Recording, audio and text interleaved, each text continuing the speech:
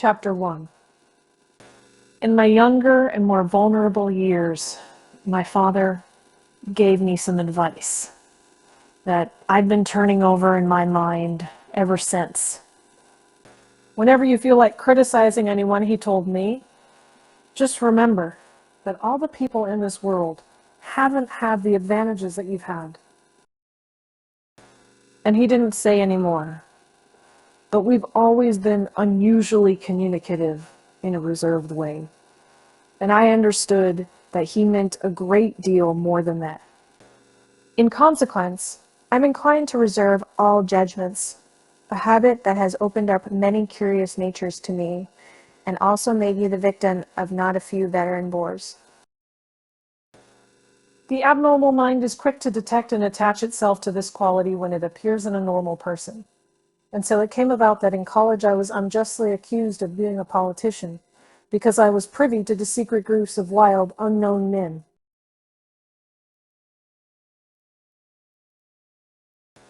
Most of the confidences were unsought. Frequently I have feigned sleep, preoccupation, or a hostile levity, when I realized by some unmistakable sign that an intimate revelation was quivering on the horizon for the intimate revelations of young men, or at least the terms in which they express them are usually plagiaristic and marred by obvious suppressions. Reserving judgments is a matter of infinite hope. I am still a little afraid of missing something if I forget that, as my father snobbishly suggested. And I snobbishly repeat, a sense of the fundamental decencies is parceled out unequally at birth. And after boasting this way of my tolerance, I come to the admission that it has a limit. Conduct may be founded on the hard rock or the wet marshes, but after a certain point, I don't care what it's founded on. When I came back from the East last autumn, I felt that I wanted the world to be in uniform and at a sort of moral attention forever. I wanted no more riotous excursions with privileged glimpses into the human heart. Only Gatsby, the man who gives his name to this book, was exempt from my reaction. Gatsby, who represented everything, for which I have an unaffected scorn. If personality is an unbroken series of successful gestures, then there was something gorgeous about him. Some heightened sensitivity to the promises of life, as if you were related to one of those intricate machines that register earthquakes 10,000 miles away. This responsiveness had nothing to do with that flabby impressionability which is dignified under the name of the creative temperament.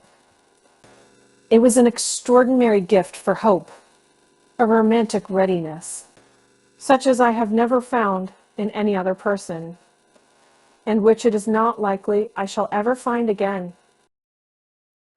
No. Gatsby turned out all right at the end. No. It is what preyed on Gatsby, what foul dust floated in the wake of his dreams. It that temporarily closed out my interest in the abortive sorrows and short-winded elations of men. My family have been prominent, well-to-do people in this Middle-Western city for 3 generations. The Carraways are something of a clan, and we have a tradition that we're descended from Dukes of Buccleuch.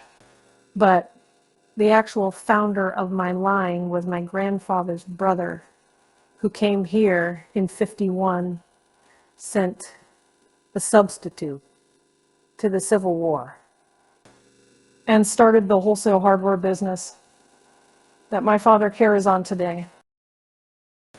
I never saw this great uncle, but I'm supposed to look like him with special reference to the rather hard-boiled painting that hangs in Father's office. I graduated from New Haven in 1915, just a quarter of a century after my father. And a little later, I participated in that delayed Teutonic migration known as the Great War. I enjoyed the counter-raid so thoroughly that I came back restless.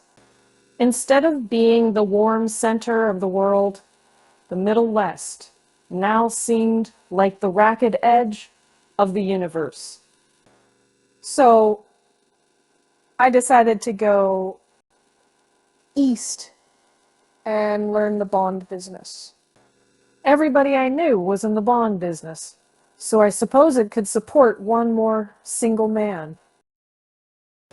All my aunts and uncles talked it over as if they were choosing a prep school for me, and finally said, "Why, yes," with very grave, hesitant faces. Father agreed to finance me for a year, and after various delays, I came east. Permanently, I thought, in the spring of 22. The practical thing was to find rooms in the city, but it was a warm season, and I had just left a country of wide lawns and friendly trees. So when a young man at the office suggested that we take a house together in a commuting town, it sounded like a great idea.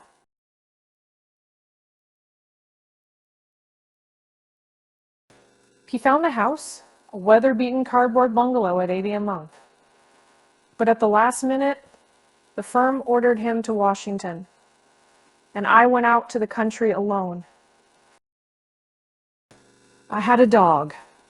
At least I had him for a few days until he ran away. And an old dog and a Finnish woman who made my bed and cooked breakfast and muttered Finnish wisdom to herself over the electric stove.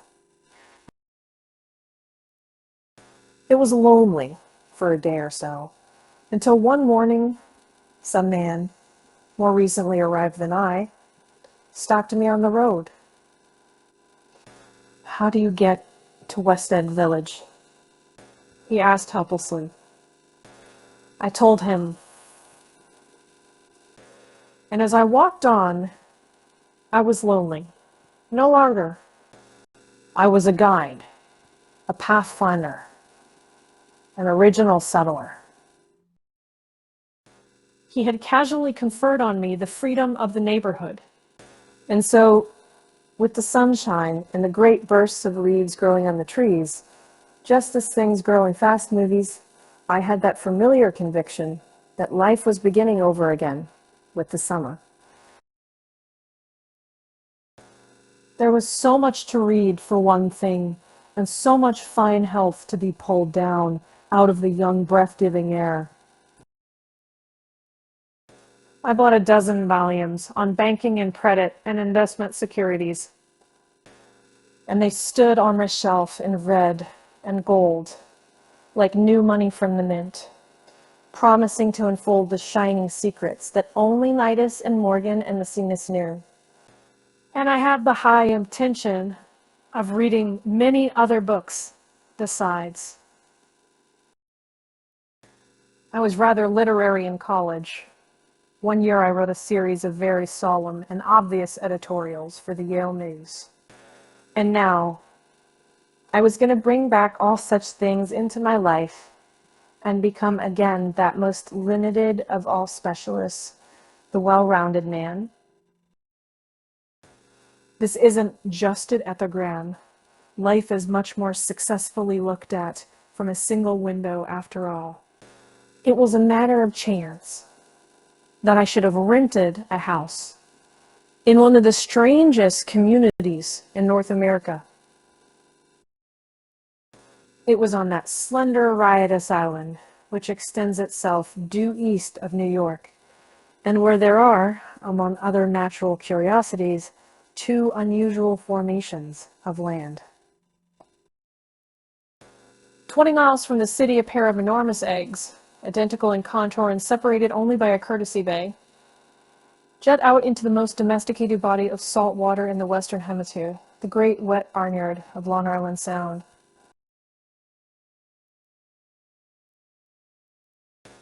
They are not perfect ovals, like the egg in the Columbus story. They're both crushed flat at the contact end. But their physical resemblance must be a source of perpetual wonder to the gulls that fly overhead.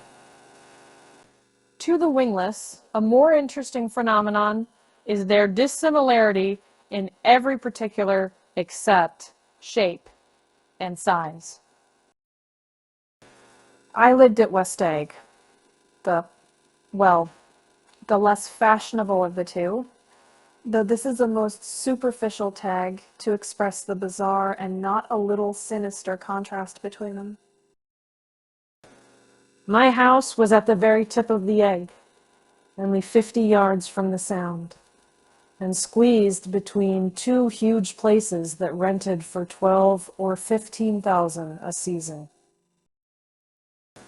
The one on my right was a colossal affair by any standard. It was a factual imitation of some Hôtel de Ville in Normandy, with a tower on one side spanking new under a thin beard of raw ivy, and a marble swimming pool, and more than 40 acres of lawn and garden. It was Gatsby's mansion. Or rather, as I didn't know Mr. Gatsby, it was a mansion inhabited by a gentleman of that name. My own house was an eyesore, but it was a small eyesore, and it had been overlooked. So I had a view of the water, a partial view of my neighbor's lawn, and the consoling proximity of millionaires, all for $80 a month. Across the Courtesy Bay, the white palaces of fashionable East Egg glittered along the water, and the history of the summer really begins on the evening. I drove over there to have dinner with the Tom Buchanans. Daisy was my second cousin once removed, and I'd known Tom in college. And just after the war, I spent 2 days with them in Chicago. Her husband, among various physical accomplishments, had been one of the most powerful ends that ever played football at New Haven. A national figure in a way, one of those men who reached such an acute limited excellence at 21, that everything afterward savors of the anticlimax. His family were enormously wealthy. Even in college, his freedom with money was a matter for reproach. But now he'd left Chicago and come east in a fashion that rather took your breath away. For instance, he brought down a string of polo ponies from Lake Forest. It was hard to realize that a man in my own generation was wealthy enough to do that. Why they came east,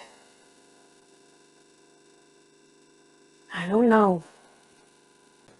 They had spent a year in France for no particular reason, and then drifted here and there, unrestfully, wherever people played polo and were rich together.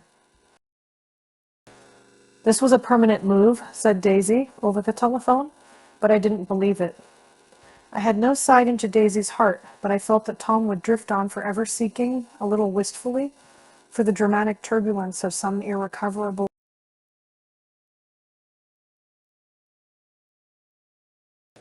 And so it happened, but on a warm, windy evening, I drove over to East Egg to see two old friends, whom I scarcely knew at all. Their house was even more elaborate than I expected. A cheerful red and white Georgian colonial mansion overlooking the bay. The lawn started at the beach and ran towards the front door for a quarter of a mile, jumping over sunbales and brick walks and burning gardens.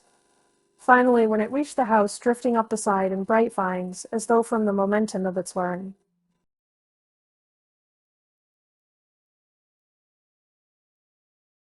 The front was broken by a line of French windows, glowing now with reflected gold and wide open to the warm, windy afternoon.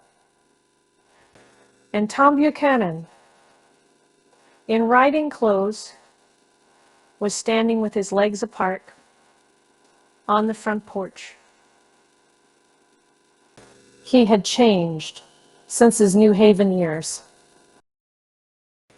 Now he was a sturdy, straw-haired man of 30, with a rather hard mouth and a supercilious manner.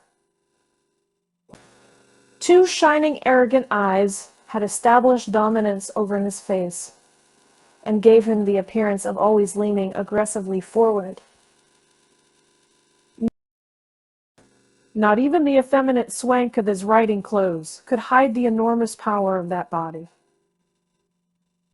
He seemed to fill those glistening boots until he strained the top lacing. And you could see a great pack of muscle shifting when his shoulder moved under his thin coat. It was a body capable of enormous leverage, a cruel body. His speaking voice, a gruff, husky tenor, added to the impression of fractiousness he conveyed. There was a touch of paternal contempt in it, even toward people he liked. And there were men at New Haven who had hated his guts. I don't think my opinion on these matters is final, he seemed to say. Just because I'm stronger and more of a man than you are. We were in the same senior society. And while we were never intimate, I always had the impression that he approved of me and wanted me to like him with some harsh, defiant wistfulness of his own. We talked for a few minutes on the sunny porch. "I've got a nice place here," he said, his eyes flashing about restlessly. Turning me around by one arm, he moved a broad, flat hand along the front vista, including in its sweep a sunken Italian garden, a half-acre of deep, pungent roses, and a snub-nosed motorboat that bumped the tide offshore. It belonged to Domingue, the oilman. He turned me around again, politely and abruptly. "We'll go inside." We walked through a high hallway into a bright, rosy-colored space, fragilely bound into the house by French windows at either end. The windows were ajar and gleaming white against the fresh grass outside that seemed to grow a little way into the house. A breeze blew through the room, blew curtains in at one end and out the other like pale flags, twisting them up toward the frosted wedding cake of the ceiling, and then rippled over the wine-colored rug, making a shadow on it, as wind does on the sea. The only completely stationary object in the room was an enormous couch on which two young women were buoyed up as though upon an anchored balloon. They were both in white, and their dresses were rippling and fluttering, as if they had just been blown back in after a short flight around the house. I must have stood for a few moments, listening to the whip and snap of the curtains and the groan of a picture on the wall. Then there was a boom as Tom Buchanan shut the rear windows, and the caught wind died out about the room, and the curtains and the rugs and the two young women ballooned slowly to the floor. The younger of the two was a stranger to me. She was extended full length at her end of the divan, completely motionless, and with her chin raised a little, as if she were balancing something on it, which was quite likely to fall. If she saw me out of the corner of her eye, she gave no hint of it. Indeed, I was almost surprised into murmuring an apology for having disturbed her by coming in. The other girl, Daisy, made an attempt to rise. She leaned slightly forward with a conscientious expression. Then she laughed, an absurd, charming little laugh. And I laughed too and came forward into the room. I'm paralyzed with happiness. She laughed again, as if she said something very witty, and held my hand for a moment, looking up into my face, promising that there was no one in the world she so much wanted to see. That was a way she had. She hinted in a murmur that the surname of the balancing girl was Baker. I've heard it said that the Daisy's murmur was only to make people lean toward her, an irrelevant criticism that made it no less charming. At any rate, Miss Baker's lips fluttered. She nodded at me almost imperceptibly, and then quickly tipped her head back again.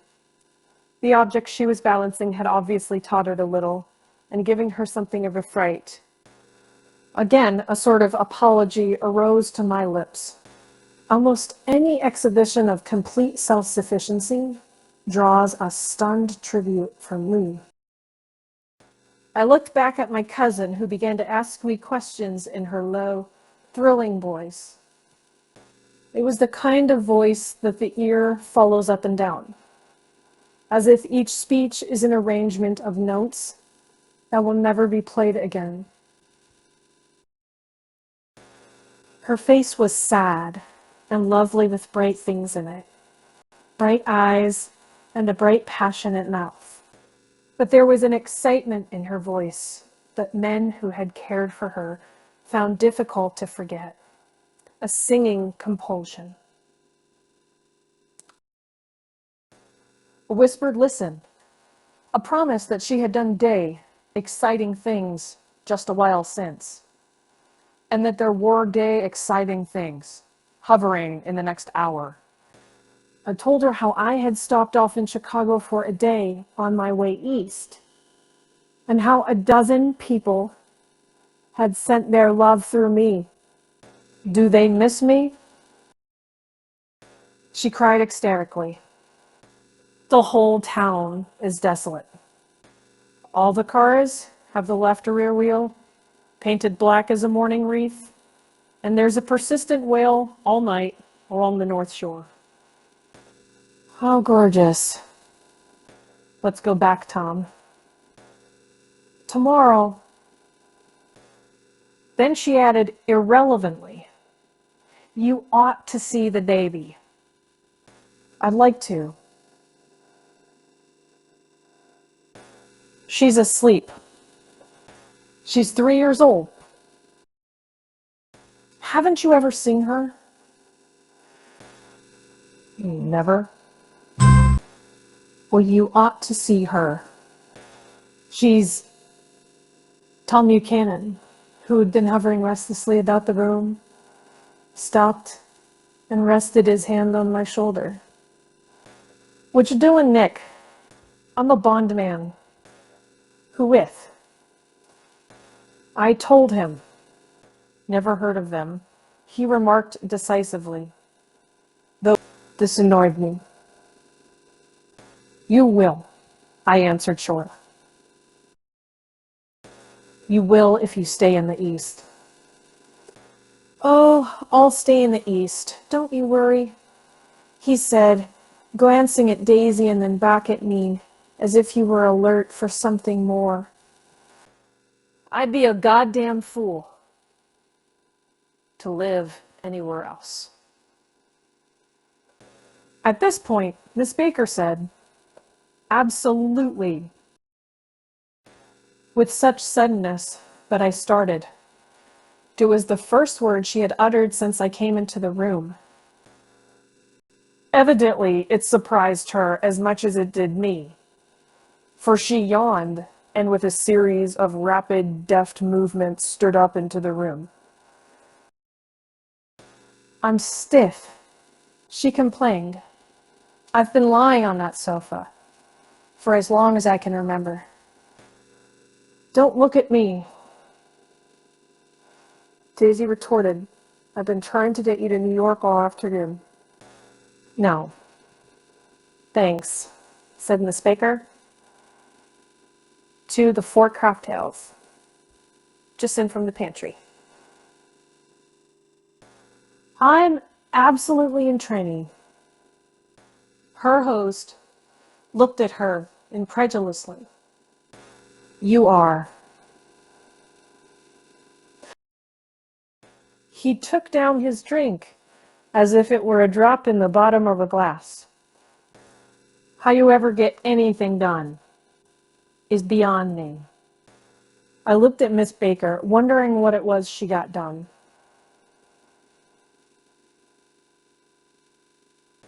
I enjoyed looking at her. She was a slender, small-breasted girl with an erect carriage, which she accentuated by throwing her body backward at the shoulders, like a young cadet.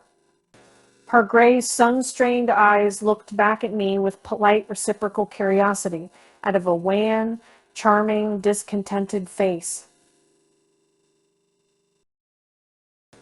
It occurred to me now that I had seen her, or a picture of her, somewhere before. You live in West Egg, she remarked contemptuously. I know somebody there. I don't know a single... You must know Gatsby. Gatsby, demanded Daisy. Number 1, what Gatsby?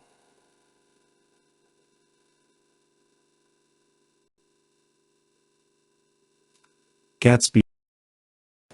Before I could reply that he was my neighbor, dinner was announced.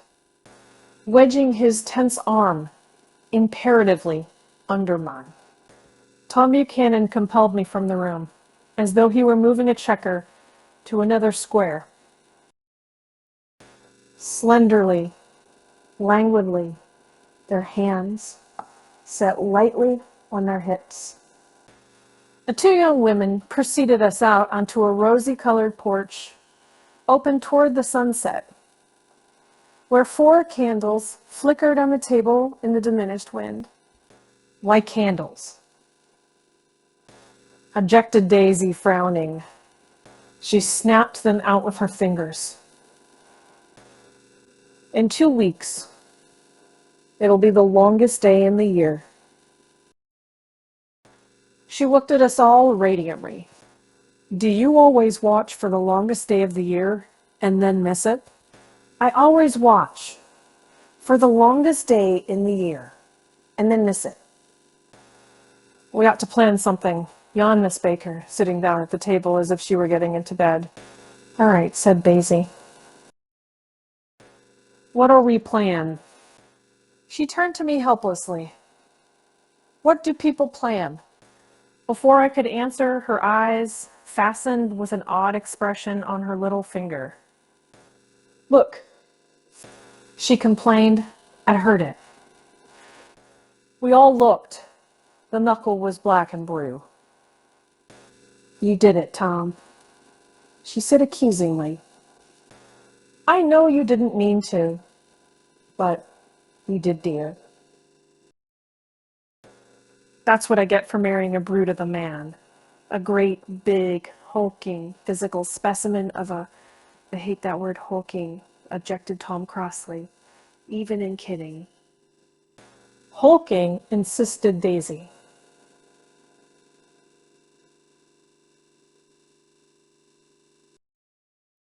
Sometimes she and Miss Baker talked at once, unobtrusively, and with a bantering inconsequence that was never quite chatter, that was as cool as their white dresses and their impersonal eyes in the absence of all desire.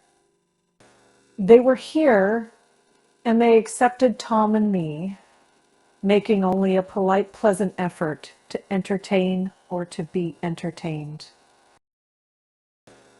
They knew that presently dinner would be over. And a little later, the evening too would be over and casually put away. It was sharply different from the West, where an evening was hurried from phase to phase towards its close, in a continually disappointed anticipation, or else in sheer nervous dread of the moment itself. You make me feel uncivilized. Daisy, I confessed on my second glass of corky, but rather impressive claret. Can't you talk about crops or something? I meant nothing in particular by this remark, but it was taken up in an unexpected way. Civilization's going to pieces, broke out Tom violently. I've gotten to be a terrible pessimist about things. Have you read The Rise of the Colored Empires by this man, Goddard? Quote. Why? No, I answered, rather surprised by his tone. Well, it's a fine book, and everybody ought to read it. The idea is, if we don't look out, the white race will be utterly submerged. It's all scientific stuff. It's proved. Improved. Tom's getting very profound, said Daisy, with an expression of unthoughtful sadness. He reads deep books with long words in them. What was that word we? Well, these books are all scientific, insisted Tom, glancing at her impatiently. This fellow has worked out the whole thing.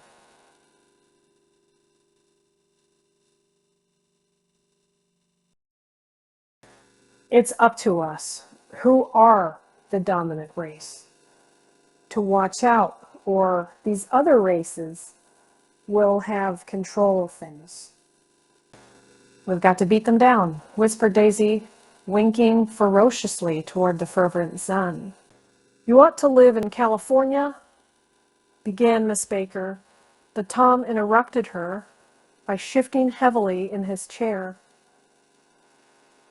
This idea is that we're Nordics. I am, and you are, and you are, end quote. After an infinitesimal hesitation, he included Daisy with a slight nod, and she winked at me again. And we've produced all the things that go to make civilization. Oh, science and art and all that. Do you see? There was something aphatic in his concentration, as if his complacency, more acute than in old, was not enough to him anymore. When, almost immediately, the telephone rang inside and the butler left the porch, Daisy seized upon the momentary interruption and leaned towards me.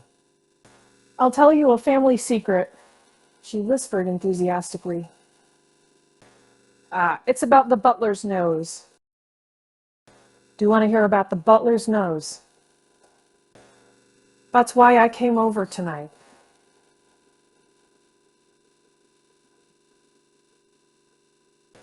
Well, he wasn't always a butler. He used to be the silver polisher for some people in New York that had a silver service for 200 people. He had to polish it from morning till night, until finally it began to affect his nose. Things went from bad to worse, suggesting Miss Baker. Yes, things went from bad to worse, until finally he had to give up his position. For a moment, the last sunshine fell with romantic affection upon her glowing face. Her voice compelled me forward breathlessly as I listened. Then the glow faded, each light deserting her with lingering regret.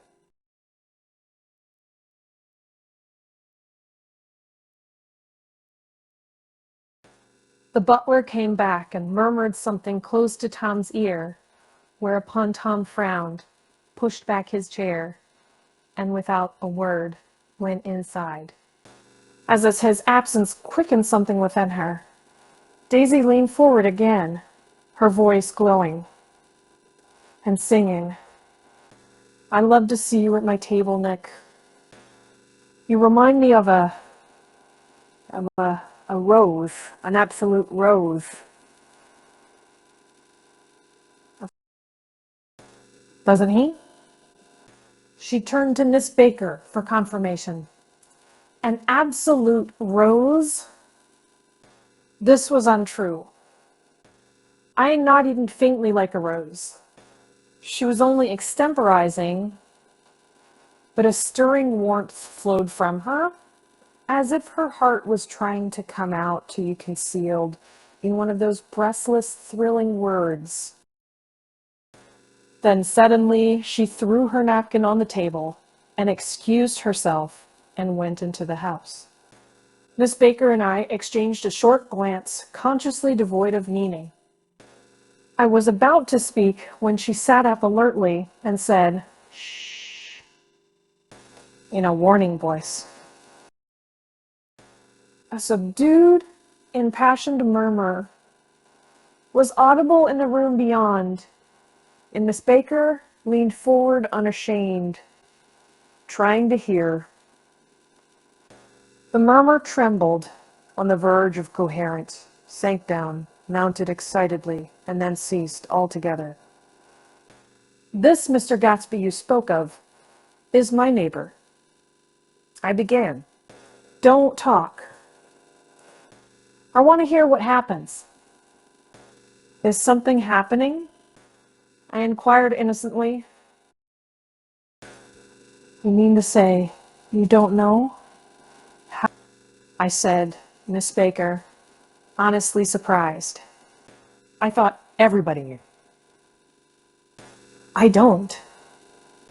"Why?" she said hesitantly. "Tom's got some woman in New York." "Got some woman?" I repeated blankly. Miss Baker nodded. She might have the decency not to telephone him at dinner time. "Don't you think?" Almost before I had grasped her meaning, there was the flutter of a dress and the crunch of leather boots. And Tom and Daisy were back at the table. "It couldn't be helped," cried Daisy with tense gaiety. She sat down, glanced searchingly at Miss Baker, and then at me, and continued. "I looked outdoors for a minute, and it's very romantic outdoors. There's a bird on the lawn that I think must be a nightingale. Come over on the Cunard or White Star Line. He's singing away." Her voice sang, "It's romantic, isn't it, Tom?"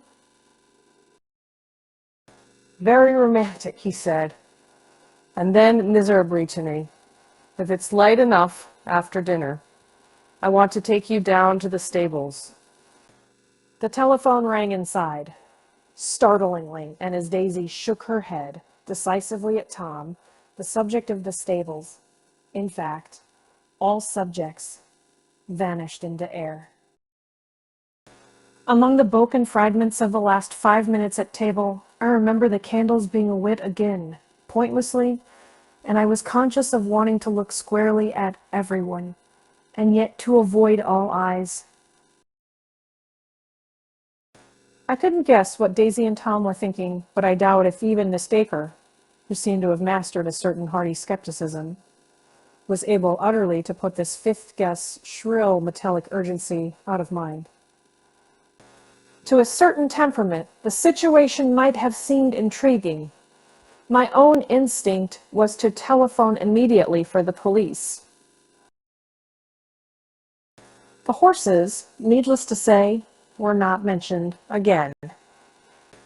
Tom and Miss Baker, with several feet of twilight between them, strolled back into the library as if to a vigil beside a perfectly tangible body, while trying to look pleasantly interested, I followed Daisy.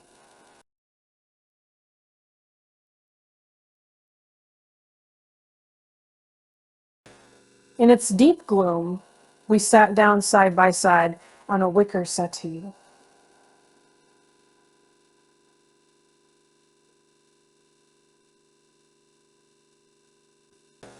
Daisy took her face in her hands as if feeling its lovely shape, and her eyes moved gradually out into the velvet dusk. I saw that turbulent emotions possessed her, so I asked what I thought would be some sedative questions about her little girl. "We don't know each other very well, Mick," she said suddenly. "Even if we are cousins. You didn't come to my wedding? I wasn't back from the war." "That's true." She hesitated. "Well, I've had a very bad time, Nick, and I'm pretty cynical about everything." Evidently, she had reason to be. I waited, but she didn't say any more, and after a moment, I returned rather feebly to the subject of her daughter. "I suppose she talks and eats and everything." "Oh, yes." She looked at me absently. "Listen, Nick, let me tell you what I said when she was born. Would you like to hear?"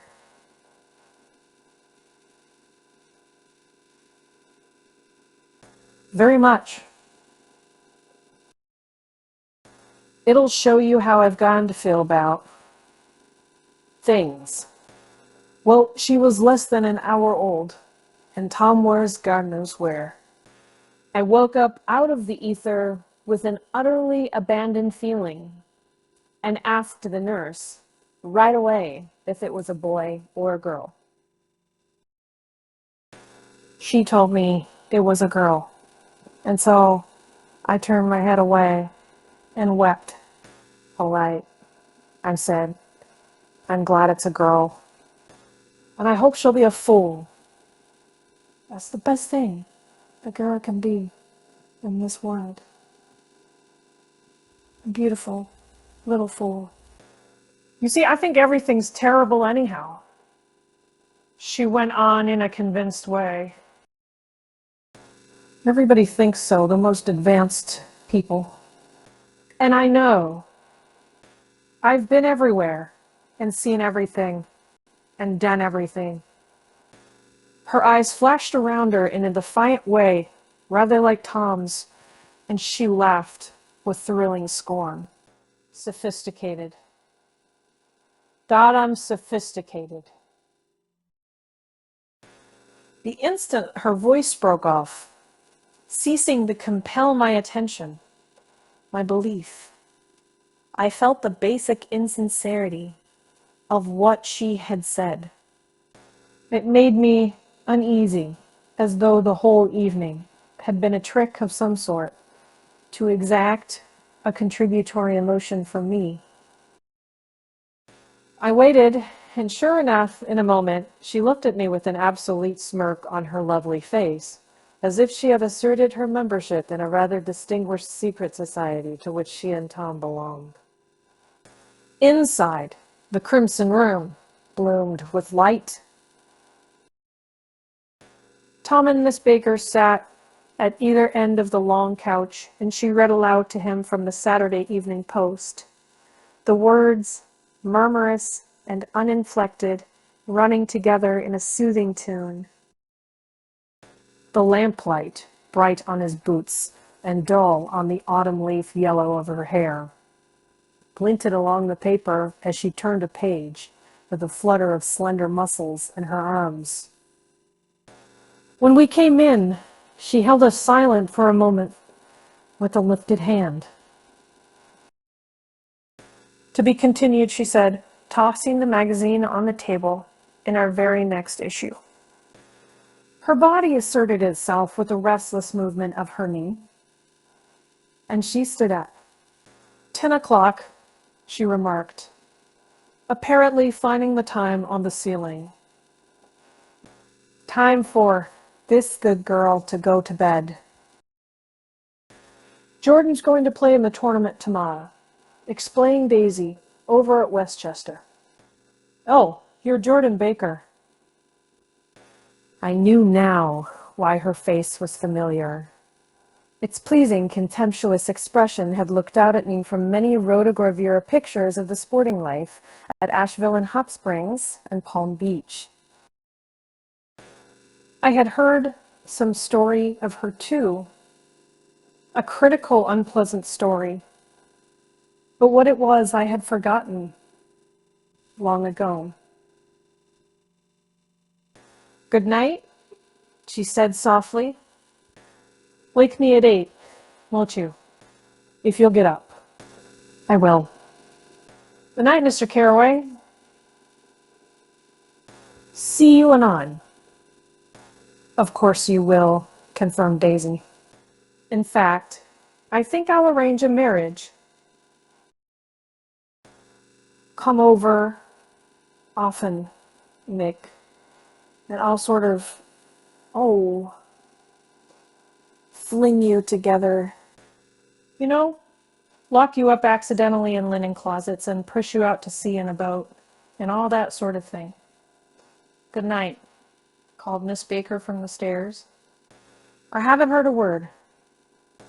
She's a nice girl, said Tom after a moment. They oughtn't to let her run around the country this way. Who oughtn't to? Inquired Daisy coldly. Her family. Her family is one aunt, about 1,000 years old. Besides, Nick's gonna look after her, aren't you, Nick? She's gonna spend lots of weekends out here this summer. I think the home influence would be very good for her. Daisy and Tom looked at each other for a moment in silence. Is she from New York?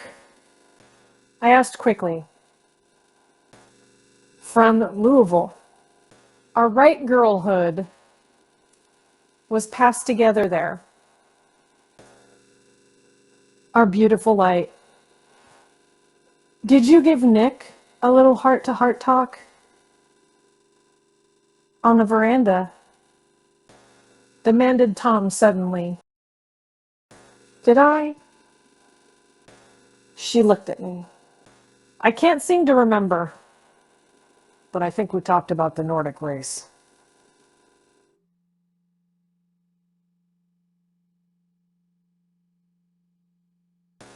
Yes, I'm sure we did.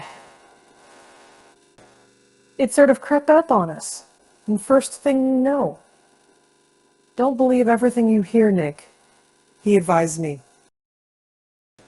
I said lightly that I had heard nothing at all, and a few minutes later, I got up to go home. They came to the door with me and stood side by side in a cheerful square of light.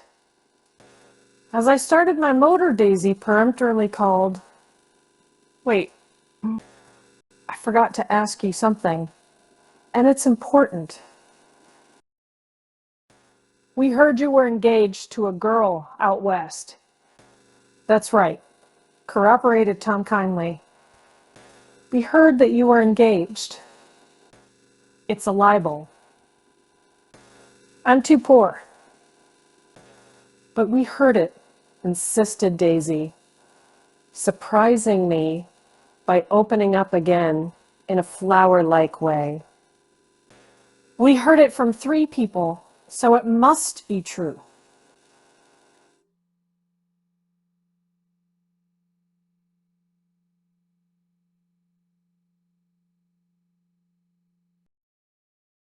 Of course, I knew what they were referring to, but I wasn't even vaguely engaged.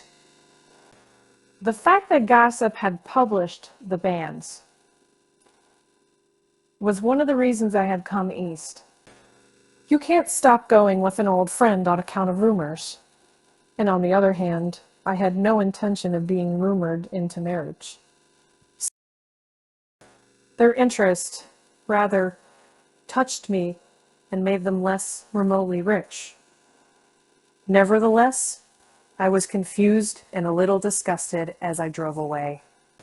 Seemed to me that the thing for Daisy to do was the rush out of the house, child in arms, but apparently there were no such intentions in her head.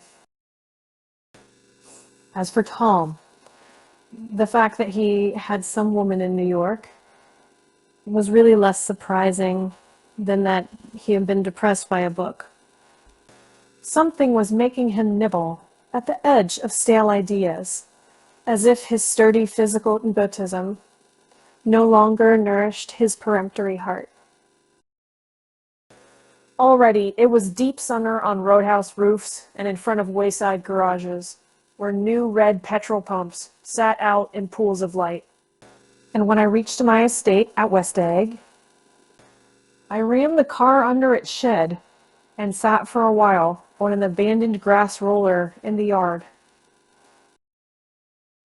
The wind had blown off, leaving a loud, bright night with wings beating in the trees and a persistent organ sound as the full bellows of the earth blew the frogs full of life. The silhouette of a moving cat wavered across the moonlight, and turning my head to watch it, I saw that I was not alone. 50 feet away, a figure had emerged from the shadow of my neighbor's mansion and was standing with his hands in his pockets, regarding the silver pepper of the stars. Something in his leisurely movements and the secure position of his feet upon the lawn suggested that it was Mr. Gatsby himself, come out to determine what share was his of our local heavens. I decided to call to him. Miss Baker had mentioned him at dinner, and that would do for an introduction. But I didn't call to him, for he gave a sudden intimation that he was content to be alone.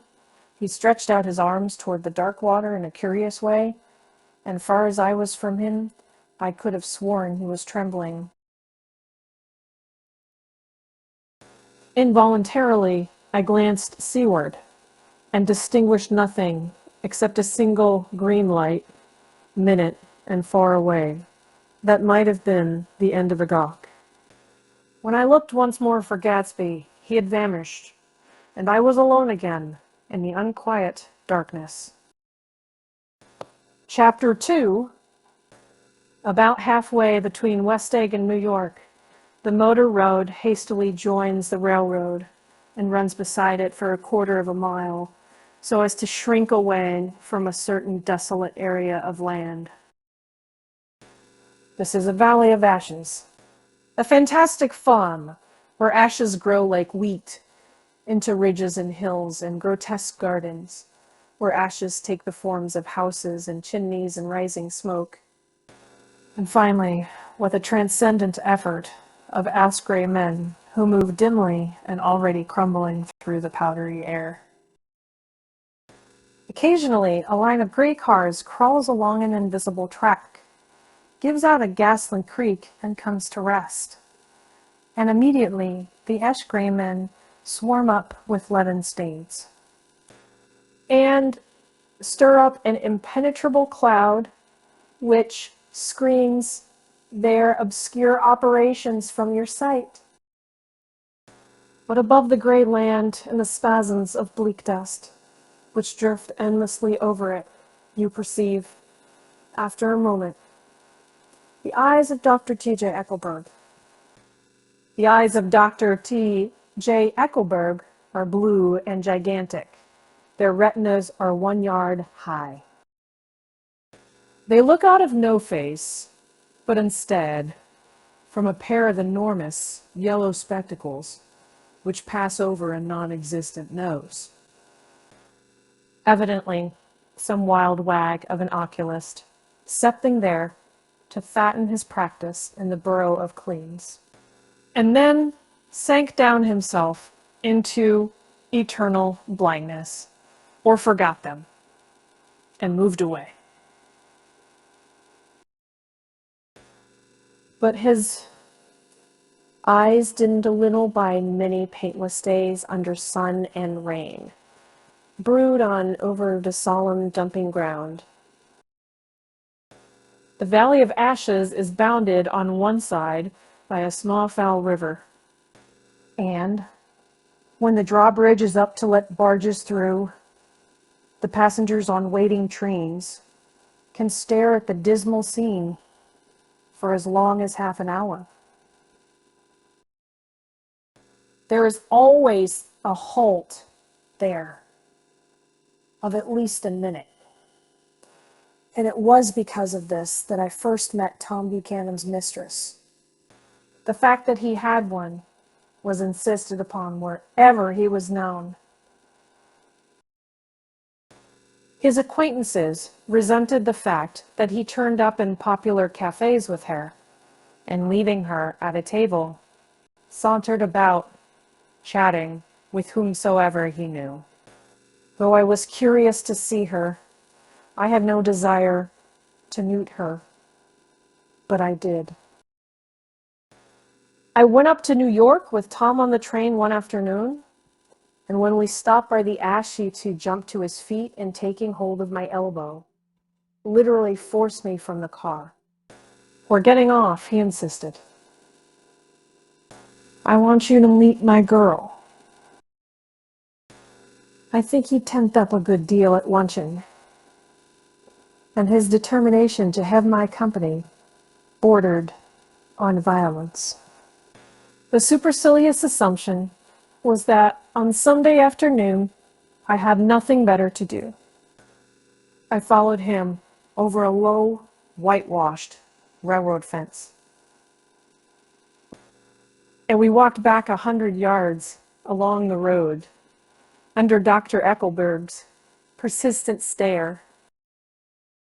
The only building in sight was a small block of yellow bricks sitting on the edge of the wasteland, a sort of compact Main Street ministering to it, and contiguous to absolutely nothing. One of the 3 shots it contained was for rent, and another was an all-night restaurant, approached by a trail of ashes. The third was a garage. Repairs. George B. Wilson, cars bought and sold. And I followed Tom inside. The interior was unprosperous and bare. The only car visible was the dust-covered wreck of a Ford, which crouched in a dim corner. It had occurred to me that this shadow of a garage must be a blind, and that sumptuous and romantic apartments were concealed overhead, when the proprietor himself appeared in the door of an office, wiping his hands on a piece of waste. He was a blond, spiritless man, anemic and faintly handsome. When he saw us, a damp gleam of hope sprang into his light blue eyes. "Hello, Wilson, old man," said Tom, slapping him jovially on the shoulder. "How's business?" "I can't complain," answered Wilson unconvincingly.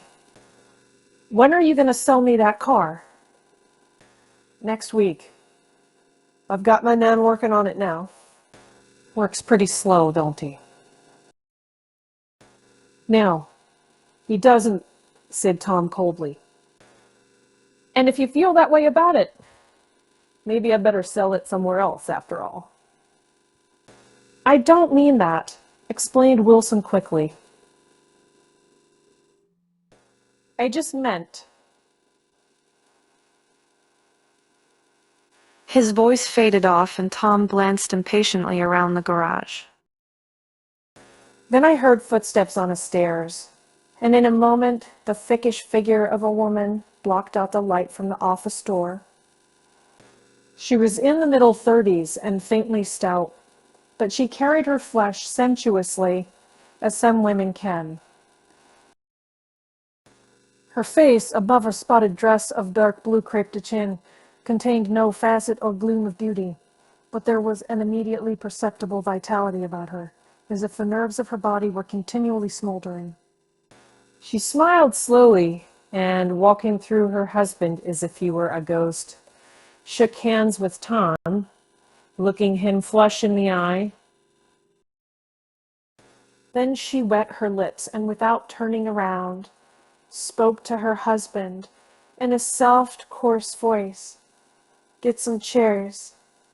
Why don't you? So somebody can sit down." "Oh, sure," agreed Wilson hurriedly, and went toward the little office, mingling immediately with the cement color of the walls. "Sir," a white, ashen dust veiled his dark suit and his pale hair, as it veiled everything in the vicinity, except his wife, who moved close to Tom. "I want to see you," said Tom intently. "Get on the next train." "Right? I'll meet you by the newsstand on the lower level." She nodded and moved away from him, just as George Wilson emerged, with 2 chairs, from his office door. We waited for her down the road and out of sight. It was a few days before the 4th of July, and a gray, scrawny Italian child was setting torpedoes in a row along the railroad track. "Terrible place, isn't it?" said Tom, exchanging a frown with Dr. Eckelberg. "Awful. It does her good to get away." "Doesn't her husband object?" "Wilson? He thinks she goes to see her sister in New York. He's so dumb, he doesn't know he's alive." So Tom Buchanan and his girl and I went up together to New York, or not quite together, for Mrs. Wilson sat discreetly in another car. Tom deferred that much to the sensibilities of those East Eggers who might be on the train. She had changed her dress to a brown figured muslin, which stretched tight over her rather wide hips as Tom helped her to the platform in New York. At the newsstand, she bought a copy of Town Tattle and a moving picture magazine, and in the station drugstore some cold cream and a small flask of perfume. Upstairs in the solemn echoing drive, she let 4 taxicabs drive away before she selected a new one, lavender-colored with gray upholstery.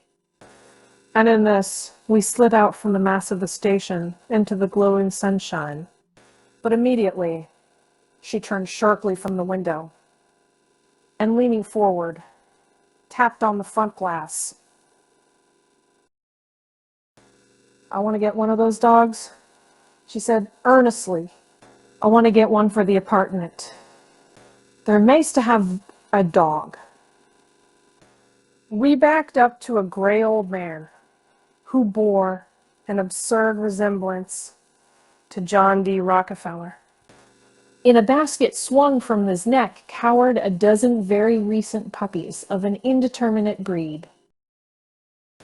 "What kind are they?" asked Mrs. Wilson eagerly as he came to the taxi window. "All kinds." "What kind do you want, lady?" "I'd like to get one of those Khalees dogs." "I don't suppose you got that kind." The man peered doubtfully into the basket, plunged in his hand, and drew one up, wriggling by the back of the neck. "That's no police dog," said Tom. "No, it's not exactly a police dog," said the man with disappointment in his voice. "It's more of an Airedale."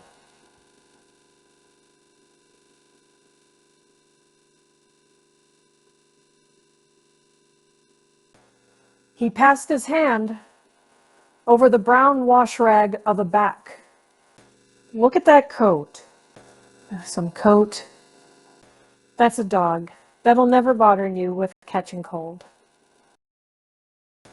I think it's cute, said Mrs. Wilson enthusiastically. How much is it? That dog, and he looked at it admiringly, that dog will cost you $10. The Airedale, undoubtedly there was an Airedale concerned in it somewhere, though its feet were startlingly white, changed hands and settled down into Mrs. Wilson's lap, where she fondled the weatherproof coat with rapture. Is it a boy or a girl? She asked delicately. That dog. That dog's a boy. It's a bitch, said Tom, decisively. Here's your money. Go and buy 10 more dogs with it. We drove over to Fifth Avenue, warm and soft, almost pastoral, on the summer Sunday afternoon. I wouldn't have been surprised to see a great flock of light sheep turn the corner. Hold on, I said, I have to leave you here. No, you don't, interposed Tom quickly. Myrtle will be hurt if you don't come up to the apartment. Won't you, Myrtle? Come on, she urged. What? I'll telephone my sister, Catherine. She's said to be very beautiful by people who ought to know.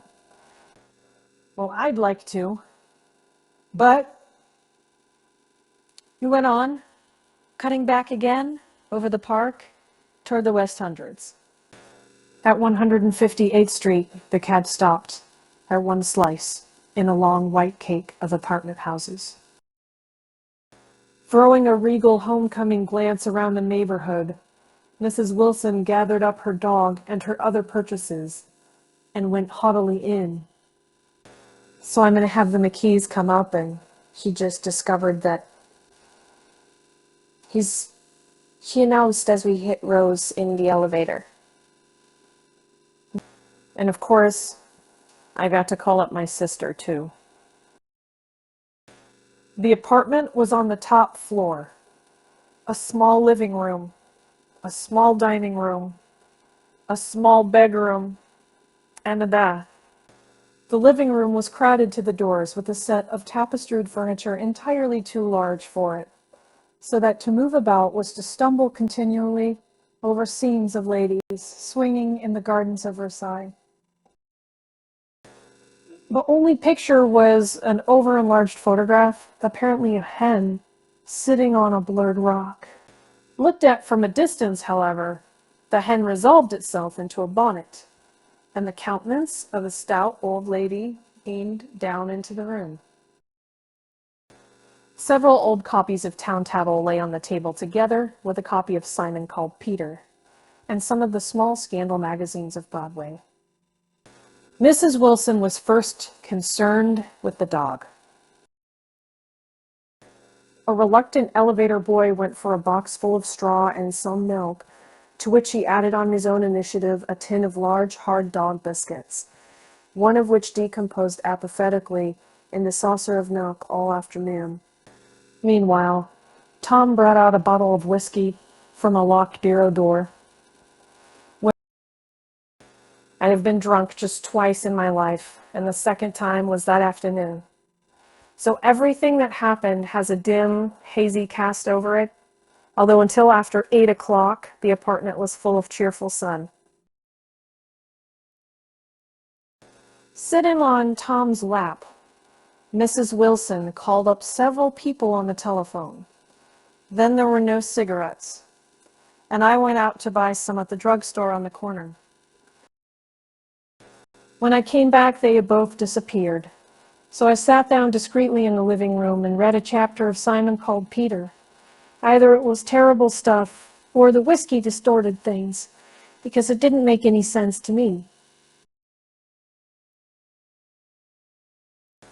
Just as Tom and Myrtle, after the first drink, Mrs. Wilson and I called each other by our first names, reappeared, company commenced to arrive at the apartment door. The sister, Catherine, was a slender, worldly girl of about 30, with a solid, sticky bob of red hair and a complexion powdered milky white. Her eyebrows had been plucked and then drawn on again at a more rakish angle, but the efforts of nature toward the restoration of the old alignment gave a blurred air to her face. When she moved about, there was an incessant clicking, as innumerable pottery bracelets jingled up and down upon her arms.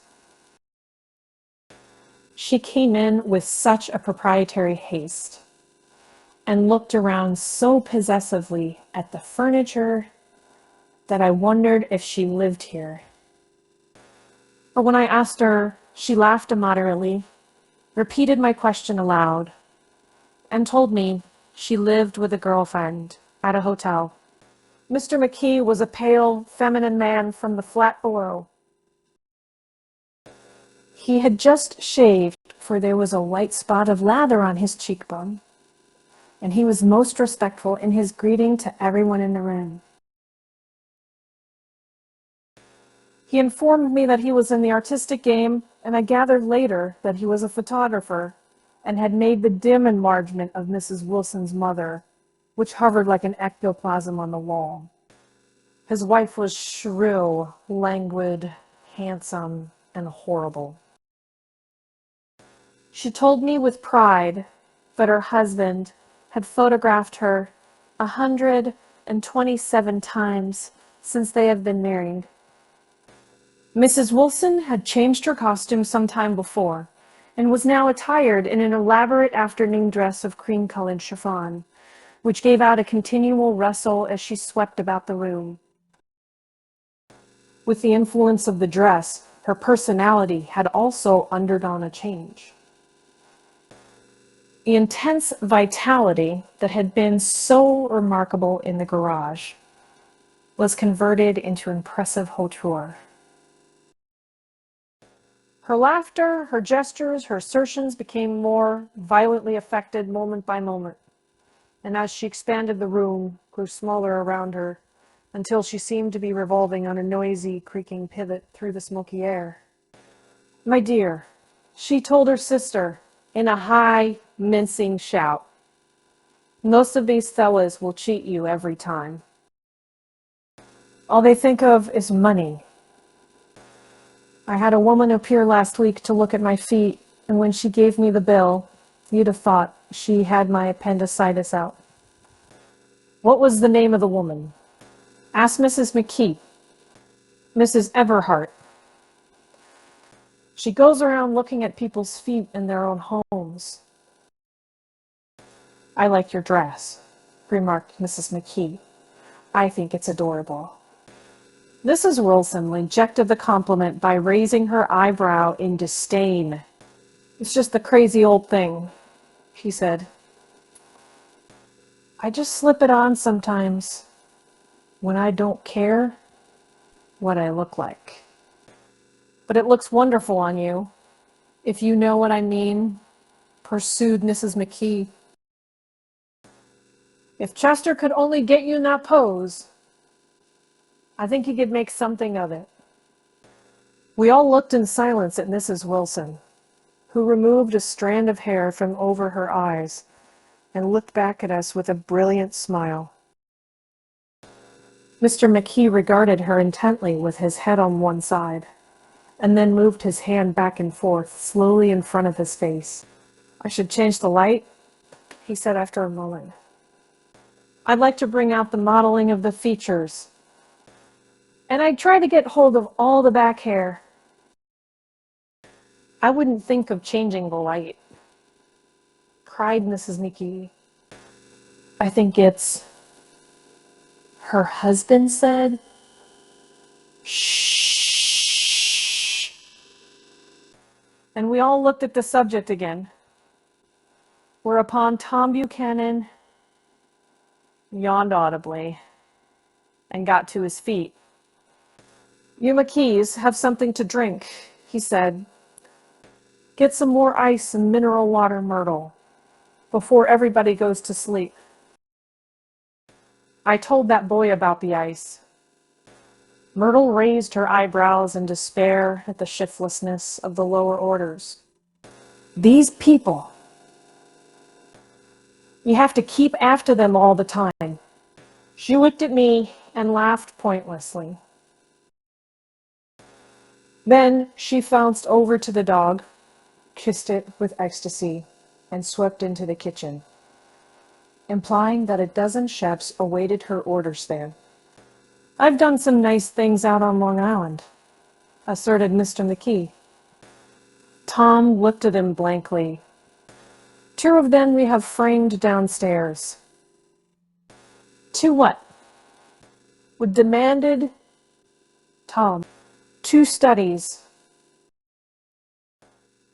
One of them I call Montauk Point the gulls, and the other I call Montauk Point the sea.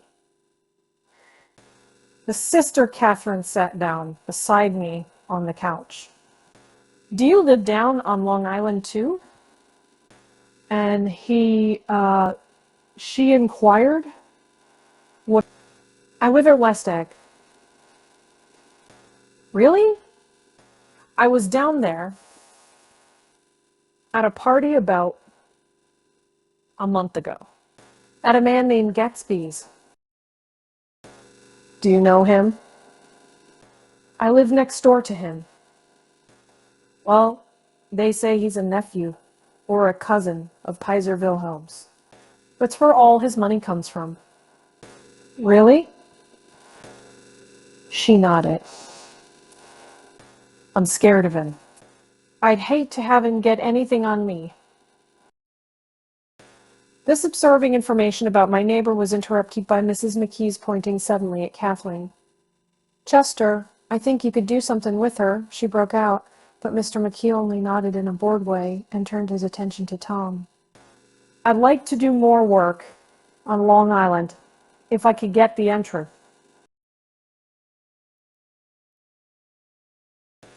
All I ask is that they should give me a start.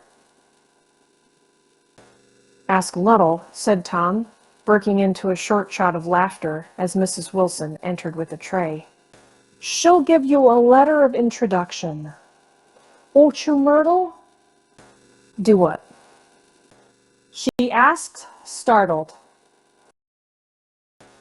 You'll give McKee a letter of introduction to your husband so he can do some studies of him. His lips moved silently for a moment as he invented George B. Wilson at the gasoline pump, or something like that. Catherine leaned close to me and whispered in my ear, neither of them can stand the person they're married to. Can't they? Can't stand them. She looked at Myrtle and then at Tom. What I say is, why go on living with them if they can't stand them? If I was them, I'd get a divorce and get married to each other right away. Doesn't she like Wilson either? The answer to this was unexpected. It came from Myrtle, who had overheard the question, and it was violent and obscene. You see, cried Catherine triumphantly. She lowered her voice again. It's really his wife that's keeping him apart. She's a Catholic, and they don't believe in divorce.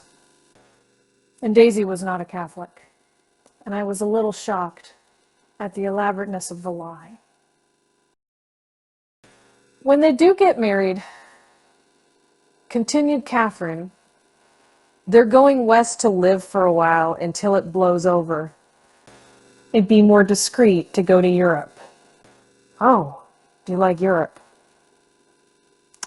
He exclaimed surprisingly. I just got back from Monte Carlo. Really. Just last year. I went over there with another girl. Stay long. No, we just went to Monte Carlo and back. We went by way of Marseille. We had over $1,200 when we started, but we got jiped out of it all in 2 days in the private rooms. We had an awful time getting back, I can tell you. God, how I hated that town. The late afternoon sky bloomed in the window for a moment like the blue honey of the Mediterranean. Then the shrill voice of Mrs. McKee called me back into the room. I almost made a mistake too, she declared vigorously. I almost married a little kike who'd been after me for years. I knew he was below me. Everybody kept saying to me, Lucille, that man's way below you. But if I hadn't met Chester, he'd have got me sure. Yes, but listen, said Myrtle Wilson, nodding her head up and down. At least you didn't marry him. I know I didn't. Well, I married him, said Myrtle, ambiguously.